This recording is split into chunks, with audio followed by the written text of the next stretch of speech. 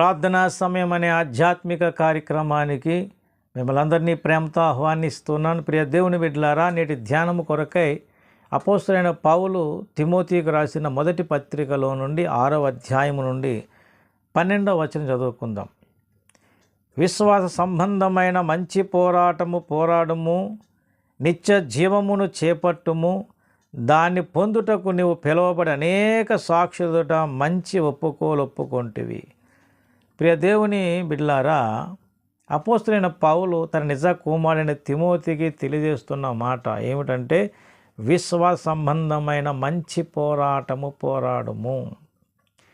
దేవుని బిడ్డలారా, రక్షణ పొందిన మన జీవితంలో మనకుండే పోరాటంలో ఒకటి ఏంటంటే, విశ్వాసమును కాపాడుకున్నట్లో మనం పోరాడాలి.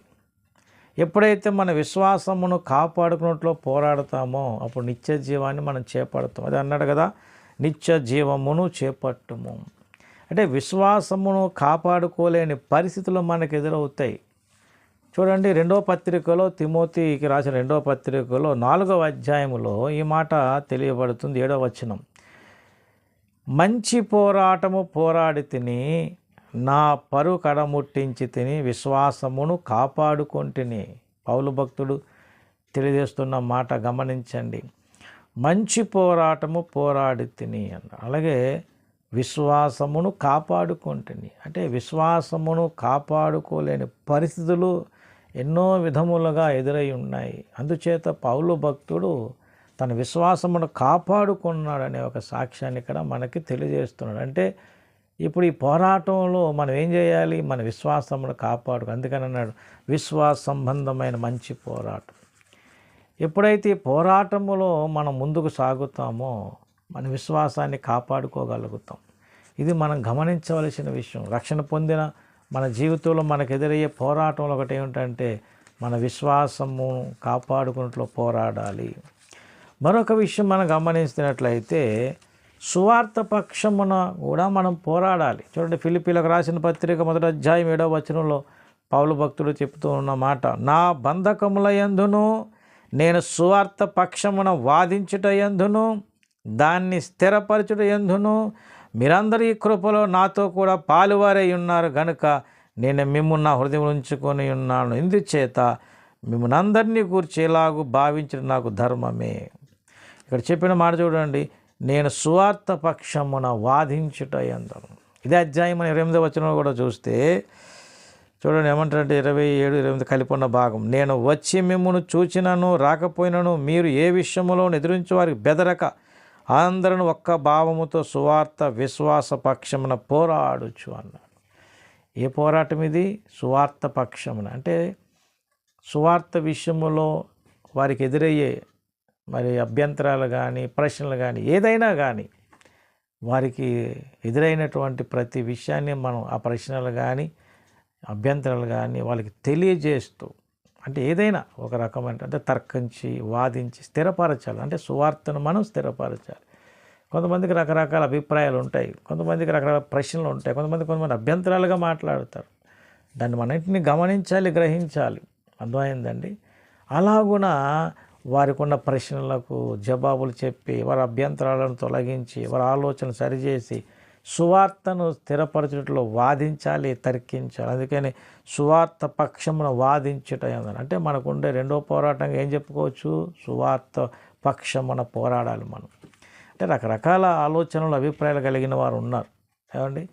వారికి మనం యేసు ప్రభువుని గురించి, అంటే ఆయన మనకు ఎలా రక్షకుడు అయ్యాడు, ఆయన చనిపోయి సమాజ మూడో దినం తిరిగి లేచాడు, ఆయనే మనకు రక్షకుడు, ఆయన కార్చిన పరిశుద్ధ రక్తములోనే మనకు పాప క్షమాపణ ఉన్నది. ఏమంటే ఆ రక్తములో మనం కడగబడితేనే నిత్య జీవాన్ని పొందగలం, రక్షణ పొందితేనే పరలోకం చేరగలం, ఆయనే మార్గము అని చెప్పుటలో మనం సువార్తను స్థిరపరిచే విధములో ఇతరులకు ఉన్నటువంటి అభిప్రాయాలు, ఆలోచనలు, అభ్యంతరాలు అన్నిటినీ కూడా మనం జాగ్రత్తగా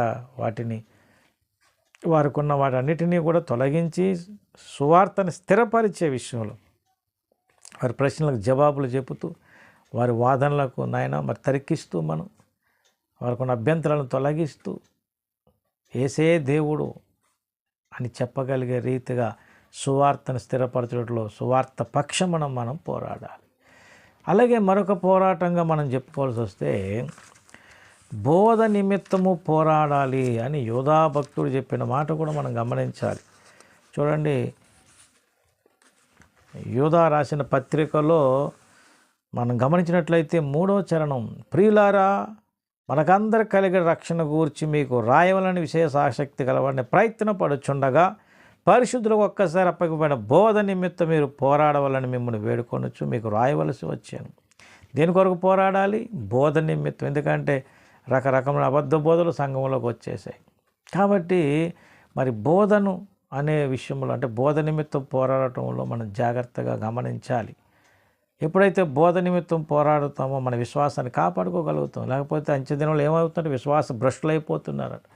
కాబట్టి మనం గమనించవలసింది మన పోరాటం దేని కొరకు అంటే మన పోరాటం ఏమిటంటే విశ్వాస విషయంలో పోరాడాలి, సువార్త పక్షంలో పోరాడాలి, బోధ నిమిత్తం కూడా పోరాడాలి. ఇలాగ మన పోరాటాన్ని గ్రహించి గమనించి ముందుకు సాగిపోవాల్సిన అవసరం మనకుంది. మన పోరాటంలో సరిగా ముందుకు సాగగలిగితే మన విశ్వాసాన్ని కాపాడుకోగలుగుతాం అండి, ఆత్మీయంగా వర్ధిల్లగలుగుతాం. కనుక ఈ సందేశం ఉన్న దేవుని బిడ్డలకు ఒకసారి ఆలోచించండి.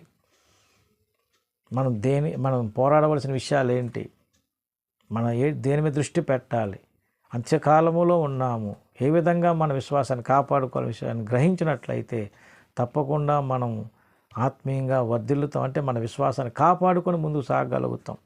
కనుక ఈ సందేశం వింటున్న వారు ఆలోచించండి, ఒక నూతన తీర్మానం తీసుకోనండి.